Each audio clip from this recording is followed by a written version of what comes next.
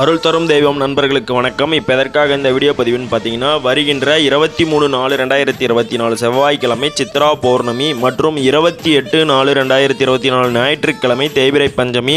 அதனால் இந்த சிறப்பு பூஜையில் கலந்து கொண்டு பயன்பெறவும், சுயம்பு வராகி அன்னையின் அருளால் குழந்தை பாக்கியம் பெற விரும்பும் பக்தர்கள் பௌர்ணமி முதல் தேய்பிறை பஞ்சமி வரை விரதம் இருந்து தேய்பிறை பஞ்சமி பூஜை நள்ளிரவு பூஜையில் கலந்து கொண்டு தாம்பூல பிரசாதம் சாப்பிட வேண்டும்.